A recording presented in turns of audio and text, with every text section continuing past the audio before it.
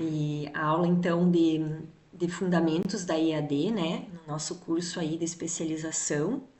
Então, né, aí dizendo que, para quem não me conhece, eu sou a professora Franciele, né, já estamos no final da disciplina, mas pode ser que alguém ainda não tenha me visto, né, cara a cara, então, só me apresentando.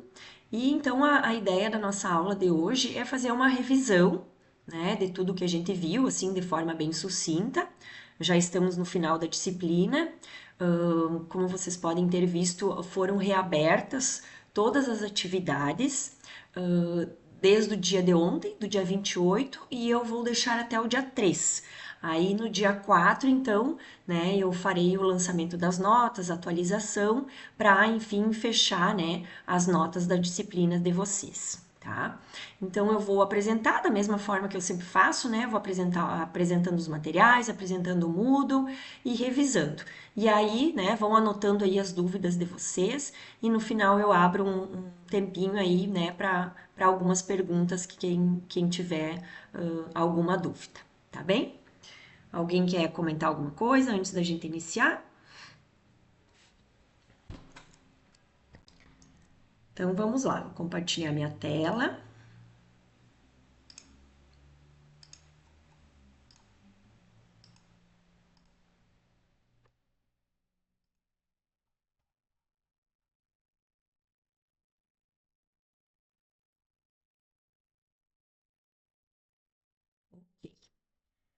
Então, nós estamos aqui, né, na nossa disciplina, a gente teve 5 módulos, né, 5 capítulos, conforme era o material orientador, e aí eu fui organizando conforme, né, o material estava orientando. Então, a primeira aula nós tivemos o desenvolvimento histórico da educação à distância, né, onde a gente conversou sobre várias questões, né, principalmente sobre as gerações. Deixa eu aumentar um pouquinho aqui para vocês. Né? Trouxe aqui um material um pouquinho diferente, porque a apresentação, né, que está ali no material vocês já olharam, eu também já comentei. Então, o que a gente falou nesse primeiro capítulo, né? Deixa eu só dar uma autorizadinha aqui.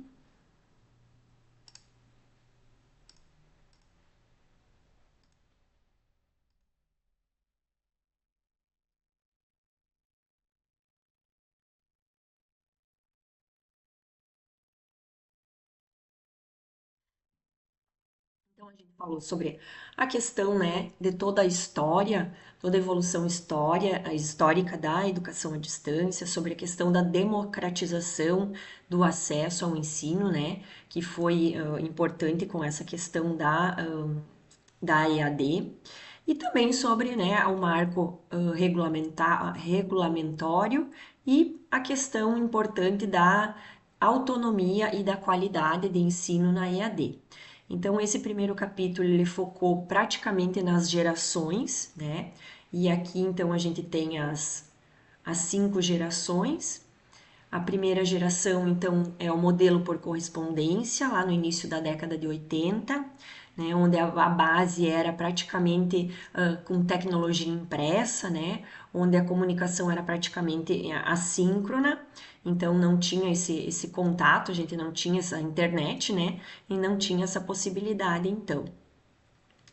Depois a segunda geração, então ela vem com o modelo multimídia, onde a gente começa com a questão de áudios e vídeos, então são cursos transmitidos por rádio e pela televisão, né? E a gente sempre cita aí o modelo do curso lá do Telecurso 2000, né? Então foi bem é bem um exemplo característico dessa segunda geração. A terceira geração, então, que começa ali por volta de 1960 e 1970, começa um pouquinho com o modelo de universidades abertas, né? Que é um novo modelo, então, organizacional e sistêmico dessa oportunidade. E vem com a primeira ideia, né, da Open University, que é do Reino Unido. Mas ainda, né, não tinha ainda todo esse aparato das telecomunicações que surge na quarta geração. Então, a quarta geração ela vem no início da década de 80, onde a gente introduz então essa questão do tempo real, a questão síncrona, né? Porque foi aí que a internet começa um pouquinho a despontar, mas tem a questão das videoconferências, né? Os telefones vão surgindo nessa época, e por fim, né, a partir dos anos 90, então vem com forte influência a questão da aprendizagem tão flexível e online que a gente chama, né? Então, aí sim já se começa um pouquinho essa organização de ambientes virtuais, né? Onde a gente pode entrar e compartilhar informações e consegue também, né, conversar com as pessoas. E aí, que depois, né, vai se estendendo.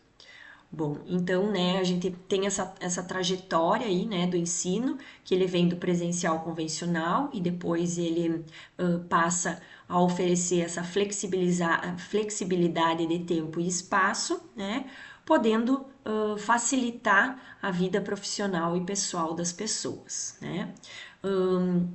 Com a questão da regulamentação, né, então da legislação da EAD, a gente tem como pré-início lá, né, o período pré-1996, que é pré-LDB, com algumas iniciativas muito informais e pontuais, né, de cursos e formações nesse formato de educação à distância, mas é em 1996 com a LDB, né, no artigo 80, que essa lei reconhece a educação à distância como uma prática educacional, né, podendo ser de todos os níveis. Vamos permitir os colegas. Opa.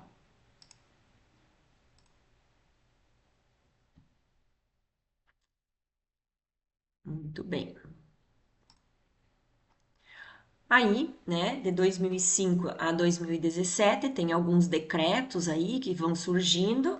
Em 2006, a gente tem o sistema da Universidade Aberta do Brasil, juntamente com algum tempinho depois, né, por volta de 2011, a Rede Tec Brasil, lembrando que a UAB, então, ela foca mais em cursos de graduação, né, e cursos de especialização hoje, e a Rede Tec veio com a educação profissional, né, muito forte. Já o decreto 9.057 de 2017, então ele atualiza a regulamentação, né, e possibilita um pouquinho mais de flexibilização dessa oferta, permitindo um crescimento acelerado, né, das ofertas EAD, principalmente nas instituições privadas. Então, o ajuste, né, em relação à qualidade e à formação de professores vem surgindo junto com essa resolução do CNSP, a número 4 de 2024, né, já bem atualizada, junto com a questão das diretrizes curriculares nacional, e, no entanto, no curso de formação de professores exige 50% de carga horária presencial, né, e já em 2025, a gente, né, fala do novo marco regulatório, vem aí instituir, então, uma revisão, né, de todas essas questões do EAD, e em virtude desse crescimento desenfreado que aconteceu, né, e aí ele vem com algumas questões sobre o fim dos cursos 100% à distância, né, provas obrigatoriamente presenciais, criação da modalidade semipresencial, né, define a EAD como um processo que pode, né, ser síncrona e assíncrona. Então, são as principais características desse marco regulatório aí. E aí é mais ou menos isso, tá? Esse material aqui tá disponibilizado para vocês lá. Então, eu só tô resumindo o que esse primeiro capítulo, então, ele aborda. Aqui também, né? Só vou dar uma revisadinha aqui com vocês, então. Deixa eu apresentar. Então, aqui também a gente falou nesse primeiro capítulo sobre a questão dos pilares, né? A questão da separação tempo e espaço, a flexibilidade, né? Que a gente pode se organizar a partir de demandas pessoais e também a questão da autonomia, né? Que exige um engajamento, então, maior por parte do próprio estudante. Vamos dar mais uma chance aqui para os colegas.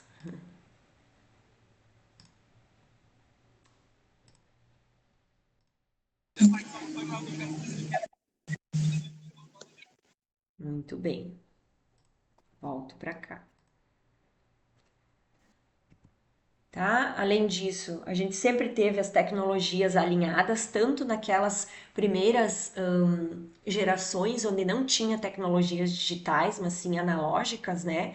Então, desde o livro, o papel, a carta, a correspondência, e depois sim a gente chega nas tecnologias digitais. Então, aqui, da mesma forma, 5 gerações, né, que a gente falou: correspondência, rádio e TV, universidades abertas, teleconferência e internet e web. Aqui ele só traz uns modelos, fala sobre o Marco Zero, que é a nossa LDB, né? Antes não tinha muitas questões, né? O pré-1996 eram muito pontuais. E aí, né, reforça novamente a UAB e a Redetec, o UAB 2006, a Redetec 2011. E sobre a proposta, então, regulatória, né, com foco na docência, principalmente, né, exigindo um pouquinho mais de presencialidade. E o que a gente acabou de falar ali, né, que eu acabei de mostrar, fim do 100% EAD, a modalidade semipresencial e avaliações presenciais. Tá? Então, só para revisar, isso aqui também, né, tá no material aí de vocês. Então, a gente sabe que ainda tem vários desafios, né, na EAD, mas a gente já avançou Não bastante. tenho a mínima ideia. Deixa. Acho que alguém tá com o microfone aberto. Vamos ver aqui. Ah, Dayana. Isso. Obrigada, Day. Muito bem. Então, né, mais ou menos foi isso que aconteceu lá no nosso primeiro capítulo. E agora eu retorno então aqui para o nosso conteúdo, vou para o capítulo 2, onde a gente trabalhou sobre a questão da regulamentação da EAD. Então, né, a gente fez uma caminhada histórica de todos os decretos, enfim, normativas que foram surgindo sobre isso, né? Tivemos a nossa aula também nesse momento aí, e aí aqui a gente trabalhou com. Deixa eu abrir aqui, vamos ver. Isso aí. Tá? Com esse portal aqui, né? Que ele mostra então sobre a regulamentação, as modalidades, o sistema UAB, a EAD e a EPT, né? Na, na educação, em relação à educação à distância e os marcos normativos. Então, como regulamentação, reforçando a LDB como a principal, né? Então, a LDB ela contribui com a questão das terminologias, com a questão da autonomia dos estudantes, né? E dizendo que na educação infantil não é possível desenvolver, então, a EAD. E também a questão de campos de disputa, né? Ou seja, a inserção da EAD na educação básica como uma questão bem complexa, assim, e que precisava ser analisado e estudado, né?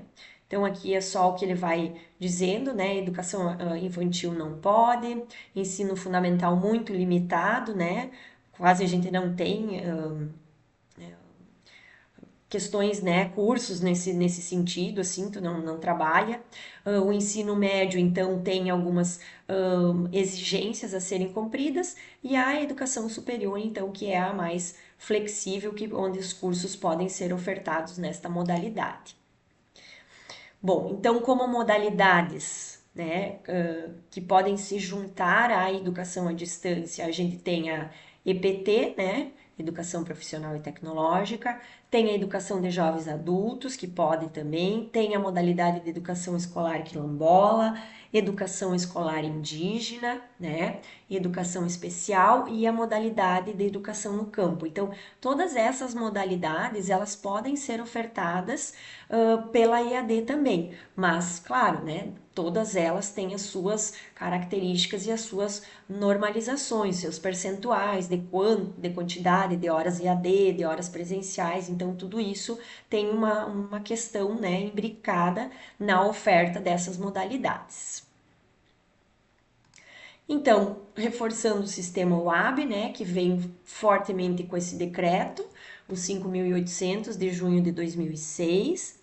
E aí, né, os principais objetivos da UAB são a questão dos cursos de licenciatura e formação continuada de professores, né, cursos de formação de gestores em educação básica, estabelecer um sistema nacional de EAD para ampliar o acesso a essa educação e incentivar pesquisas e inovação, né, sobre o desenvolvimento da modalidade.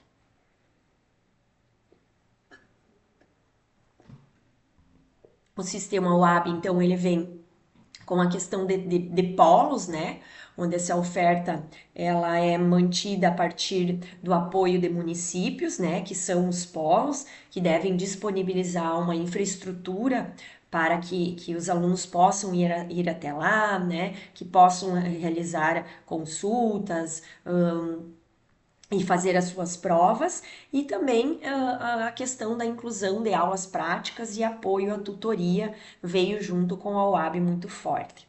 E aí também a gente conversou um pouquinho nesse capítulo, né, que a gente aprofunda mais para frente sobre a questão da polidocência, que aqui já começa a surgir, que é a divisão do trabalho docente, né, onde entra professores conteudistas, formadores, tutores virtuais, tutores presenciais, mas que depois mais na frente a gente vai detalhar um pouquinho mais, tá?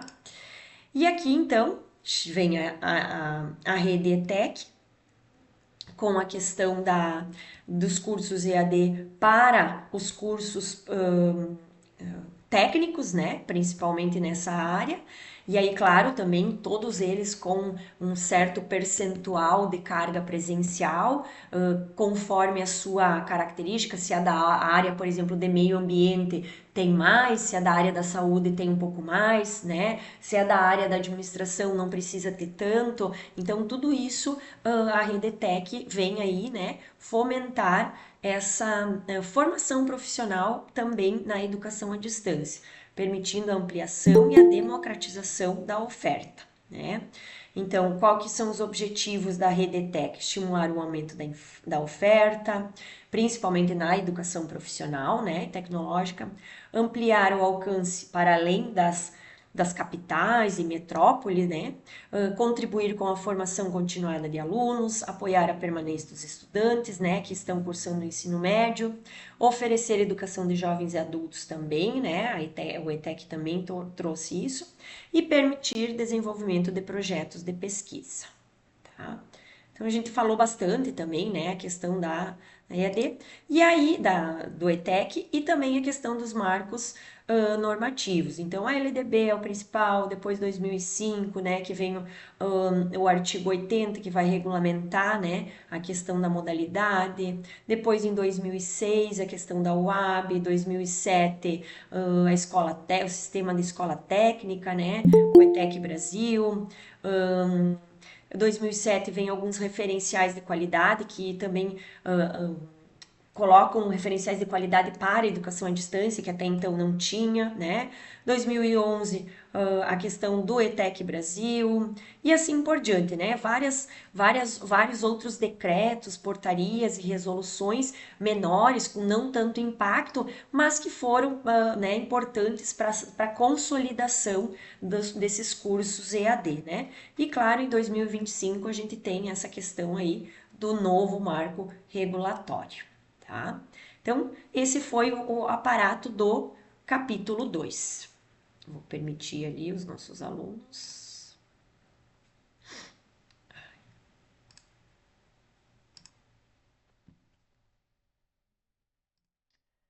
Muito bem. Então, no capítulo 3, ao próximo capítulo, a gente trabalhou um pouco sobre o desenvolvimento histórico da educação à distância, aprofundando questões tanto do capítulo 1 quanto do capítulo 2, né? Aqui estou no capítulo 1, vamos ao capítulo 3. Não, esquece, fecha adendo. Conceituando e definindo a EAD, retomando questões do capítulo 1 e do capítulo 2, né? O capítulo 3, então, vem com esse título. E aqui a gente fala um pouquinho sobre a questão dos termos, né? Que vem surgindo na educação à distância. Vamos ver se é esse. Isso aí. Então, aqui só vou apresentar para vocês esse infográfico que a gente pode resumir as ideias desse capítulo, né? Falando principalmente de alguns teóricos que nos apoiam esses conteúdos, né? Essas caracterização desses conceitos e também junto na questão da própria forma como trabalhar, né? Nesses cursos. Então, a primeira questão que é abordada é a questão que faz crítica ao modelo tradicional, né? A questão do Paulo Freire, que vem com a educação bancária. Então, se questiona se os cursos EAD também não estão sendo apenas um formato de educação bancária, né? E se faz uma crítica, não simplesmente jogando materiais lá e aí o aluno tem que, né, absorver isso. Então, tem que ter uma certa interação. Então, vem uma crítica bem grande nesse momento. Aí se traz um foco, então, no processo de aprendizagem, centrando no papel ativo do estudante, e aí a gente traz o Piaget, a Montessori e o Vygotsky, né, com os seus conceitos de educação que realmente tornam o aluno mais ativo. A gente traz também o conceito do Daniel Mill, né, que é um que nos acompanhou bastante aí durante toda a nossa disciplina, onde ele traz assim que o conceito da educação à distância ela é muito mais abrangente que a própria educação presencial, porque ela precisa também envolver, né, questões de ensino, aprendizagem, gestão, tecnologias integradas, então tudo isso ele chama atenção. As gerações da EAD, né, onde são revisitadas aí com a questão das tecnologias digitais, principalmente apoiadas pelo Moore e pela Kersley, que falam um pouquinho sobre a evolução desses cursos desde a correspondência até os digitais. Esses autores, eles focam, a preocupação deles é muito mais na comparação, né, das tecnologias digitais. Então, eles fazem essa análise, né, observando o que as gerações primeiras não tinham e o que as mais atuais tinham. Aí nós também falamos um pouco sobre a questão do ensino remoto emergencial, o que ele causou, o que ele trouxe, né? Aí teve aquela historinha, né, do aluno, enfim, que teve a sua primeira experiência no ensino remoto emergencial e que ficou tão indignado que pegou nojo, né, da própria educação à distância. Por quê? Porque realmente foi um período que foram questões adaptadas, né? Não foi assim toda uma estrutura criada. Se criou ali um modelo, algumas regras e a gente teve que, né, que utilizar. Então se chamou de ensino remoto emergencial.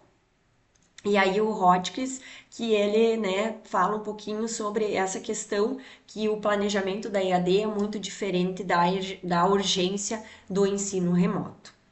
E aí a gente traz, né, a questão da educação híbrida, que pelo que alguns autores ali apontam, tanto Moreira quanto Mill, ele vem como uma tendência aí para a nossa educação contemporânea, mesclando essa questão da própria educação presencial e da educação à distância, né? Mas utilizando muito o digital para fazer essa educação híbrida, né? Contanto que no novo marco regulatório ele já diz essa questão do semipresencial, né? Claro que tem certa diferença, semipresencial tem uma característica, educação híbrida tem outro, mas elas podem ter algumas coisas que se parecem, né? Que se assemelham também. E por fim, então, alguns conceitos.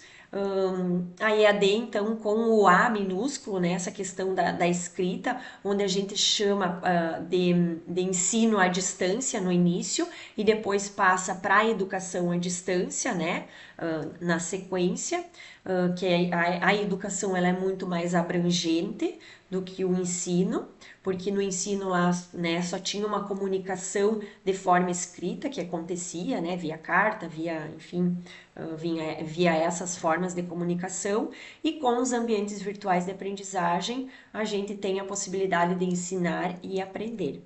E também surgem os e-learnings, web learnings, que são todos característicos em cima de tecnologias digitais e da rede, né? Então precisamos de internet para ter isso. Então, o capítulo 3 faz um resumão aí sobre os históricos, as gerações, a tecnologia, né, e essas novas nomenclaturas. Vamos lá agora. Vamos ver se tem mais alguém aguardando.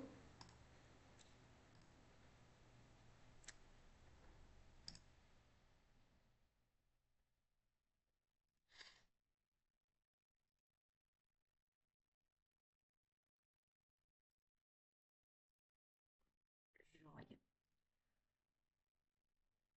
Capítulo 4. Capítulo 4, organização do trabalho pedagógico na EAD.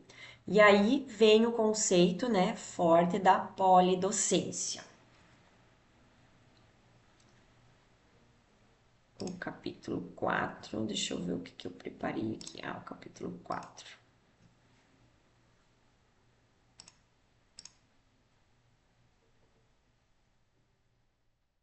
Aqui. Aqui está o capítulo 4, então. O capítulo 4, então, também, né, a gente fez alguns apontamentos, tá? Sobre o foco principal dessa organização, né? E o conceito de polidocência. No entanto, no início do capítulo, né, ele traz algumas questões que discutem, né, o porquê da IAD estar como está e ser como ser. Então, a questão da industrialização, né, da IAD, que ele passa pelaquela tanto da educação bancária como atender a grandes massas, né? Então, uma educação estritamente transmissiva, que ele compara lá com o período industrial, né? Era todo mundo fazendo a mesma coisa e, né, abrangendo muitas pessoas. Então, ele faz essa referência no início. Depois, ele então traz que a compreensão da docência na EAD, né, que ela passa a não ser mais individual, mas sim como um esforço coletivo, e ele acaba chamando de polidocência. Ele inclui o que? Algumas questões de contradições laborais, né? Porque até mesmo com essa polidocência se fragmentam muitas atividades, né? E da mesma forma pode sobrecarregar o trabalho, às vezes, do professor, né? No sentido de que ele também trabalha a partir de um regime de bolsas, né? Então, além daquilo que ele está acostumado a fazer, ele entra nessa outra possibilidade. E a preocupação é de sobrecarregar mesmo as atividades do docente. E das outras pessoas também, né? Dos outros atores que participam nesse processo. E por fim, ele traz então sobre essa questão da qualidade socialmente referenciada, como a necessidade de superar a visão, né, que é puramente capitalista de resultados quantitativos, então querer atender mais, formar mais, em favor de modelos que sejam mais colaborativos e democráticos, né, de gestão e de ensino. Então, não, a gente quer atender pessoas que não têm condições de ir até um local presencialmente, mas a gente não pode só focar nessa questão de quantitativa, de abranger o quanto mais pessoas possíveis. Não, a intenção é justamente abranger pessoas que não têm condições, mas com qualidade. Então, a questão da produção industrial na EAD.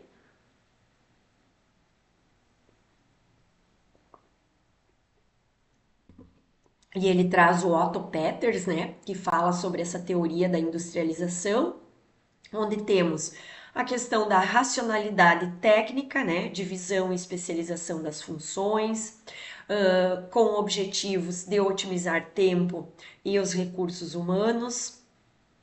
E ele faz uma crítica a essa questão da industrialização, né? Que ele diz que é praticamente uma educação bancária, que ela tem uma despersonalização na formação, né, dos próprios indivíduos e que ela dissociava muito a teoria da prática.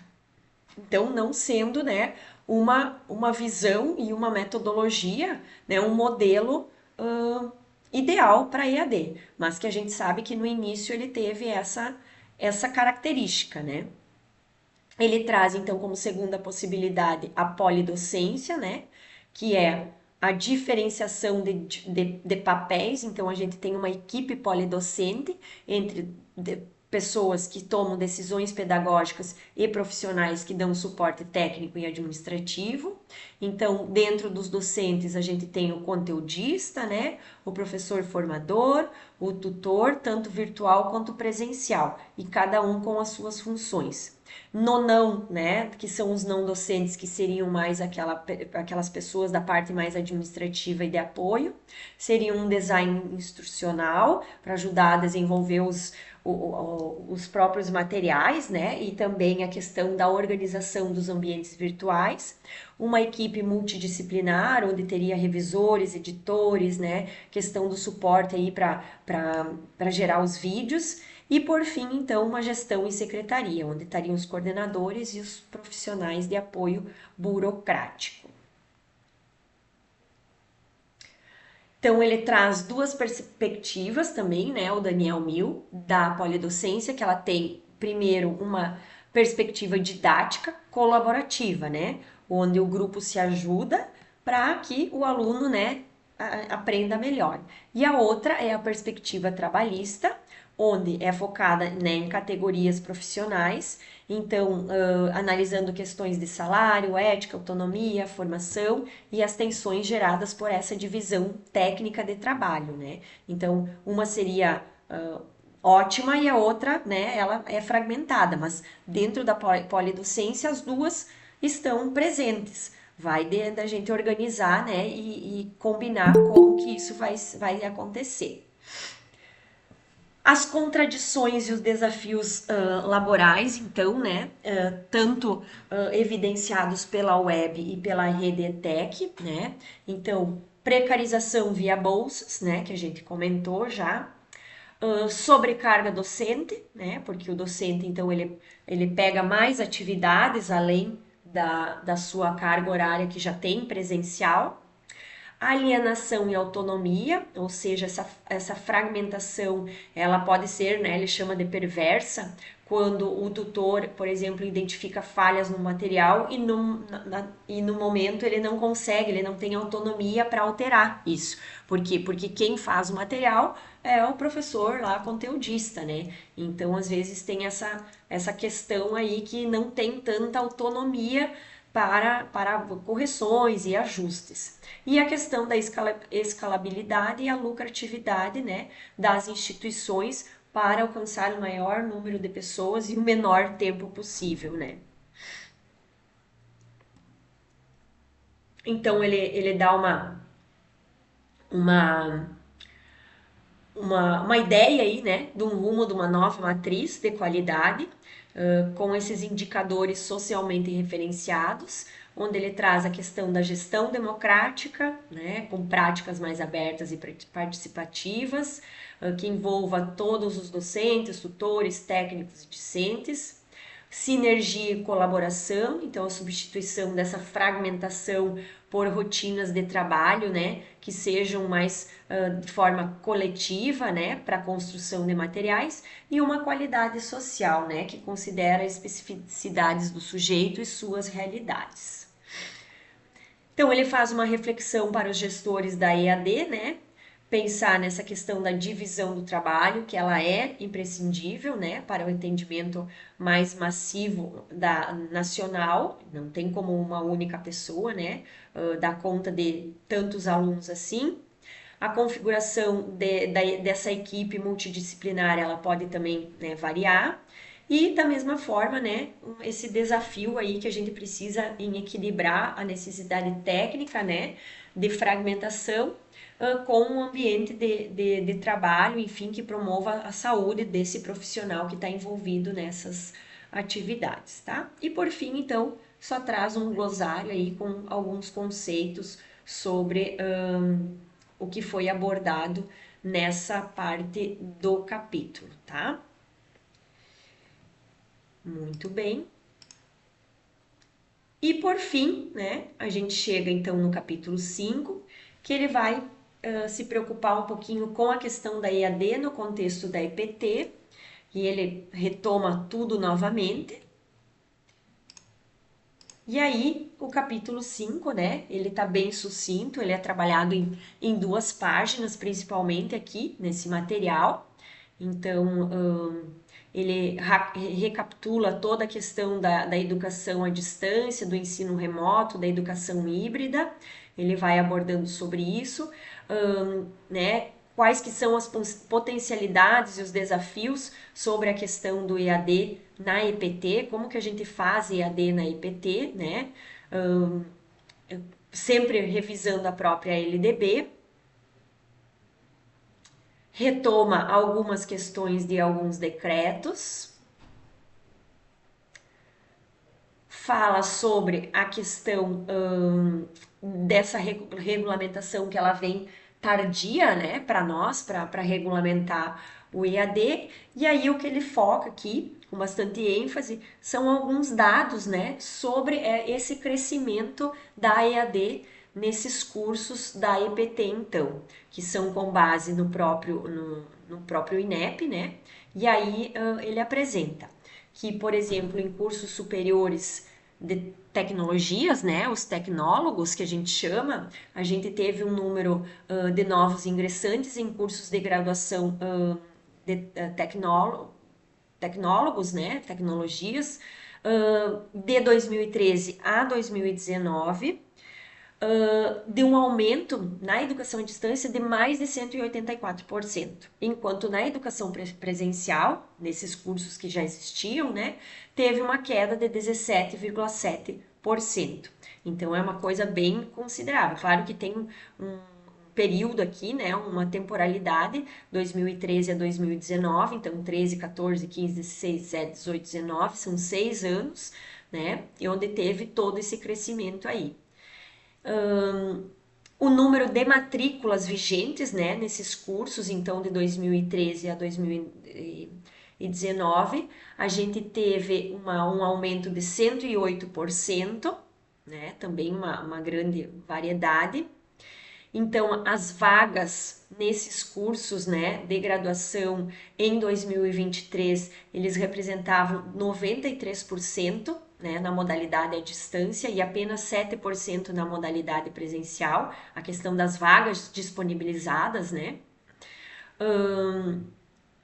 Então, aqui na questão de diferentes cursos, a gente vem com 52 de bacharelados e licenciaturas e 48% de cursos superiores tecnólogos, quando se comparar os cursos de graduação, né? Aqui para cima a gente estava analisando só os cursos de graduação de tecnologias, os tecnólogos. Aqui ele faz uma comparação entre, né, o que representa na EAD, representava, na verdade, em 2023, os cursos de tecnologia e os cursos de bacharelado e licenciatura. Ainda eram maiores, né, que os cursos de tecnologia, mas a gente teve um bom crescimento aí.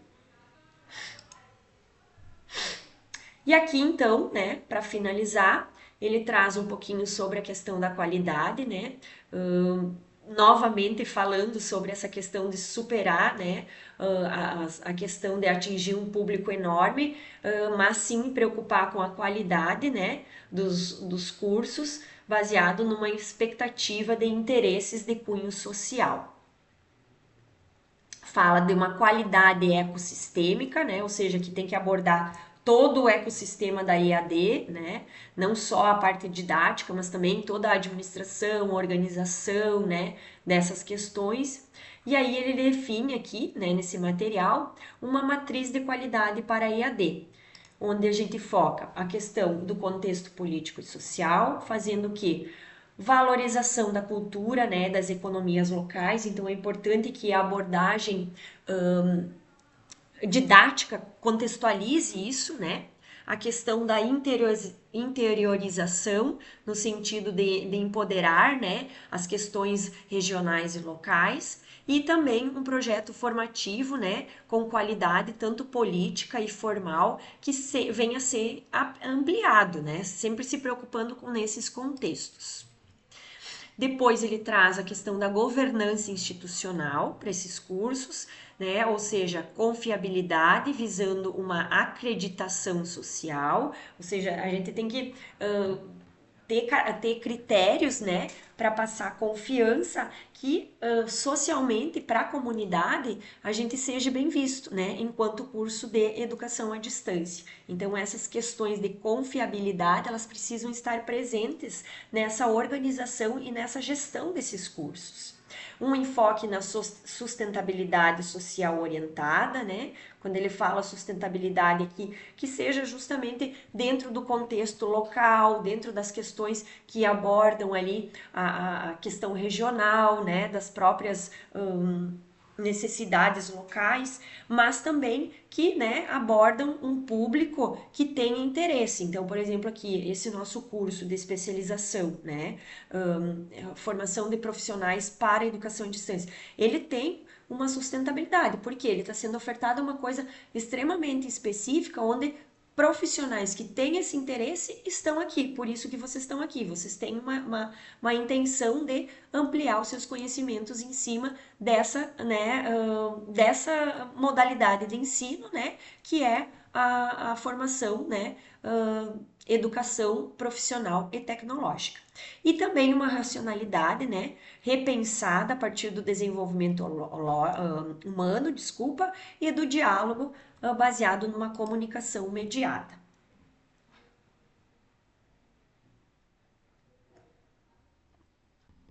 Ainda como governança, ele fala da democratização, né? Ou seja, noções de abertura, flexibilidade, consequência, construção de autonomia, né?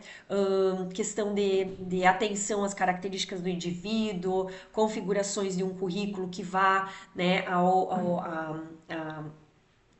atender às demandas, né, de formação continuada e ao longo da vida também. Então, tudo isso está dentro da governança do próprio curso e da própria gestão, né, pedagógica do curso. E aí a gente traz aí algumas questões da inovação, né, nos processos de ensino e aprendizagem, focando no desenvolvimento integral e sistêmico do estudante, enfoque na construção de modelos de aprendizagens mais ecossistêmicas, que abrangem, né, características do próprio contexto do estudante, e flexibilidade, né, de tempo, espaço e engajamento, né, sempre perante a autonomia do estudante. Né? Então, ele traz essas questões, né? Fala aqui sobre, retoma os novos referenciais, que a gente precisa ainda estar pensando sobre isso, precisa estar discutindo, né? É muito novo, foi de 2025. E, né, finaliza, enfim, fazendo o fechamento dessa contextualização, né, da EAD na IPT, ou seja, que a gente precisa construir, né, processos de ensino mais abertos, democráticos e de qualidade. Certo, pessoal? Então, aí aqui, né, eu abri a última aula no dia de ontem, onde a gente tem então a possibilidade daqueles estudantes que não fizeram as atividades avaliativas. Quem já fez, tá tudo tranquilo, tá? No dia, se eu não me engano, eu acho que dia 26, eu fiz a atualização do lançamento das notas do fórum, tá? Quem lançou informações lá a partir do dia 26 ainda não está computada, mas no dia 4, então, isso será feito. O primeiro questionário, então, que era sobre o capítulo 2, né, que valiam 3 pontos. Depois, uma associação de termos, que era lá do capítulo capítulo 3, isso. O capítulo 4 eu dei uma folga para vocês, não dei nenhuma atividade avaliativa, só tinha um fórum de dúvidas. E por fim, então, o questionário final, né, do capítulo 5 com 4 pontos. Todas as atividades, né, elas têm mais de uma possibilidade de envio, então geralmente duas possibilidades, né, para vocês fazerem uma vez, revisarem, estudarem e mandarem novamente. E, claro, isso também a gente sempre faz em função de não acontecer queda de energia, alguma questão da internet, tá? Eu vou parar meu compartilhamento aqui.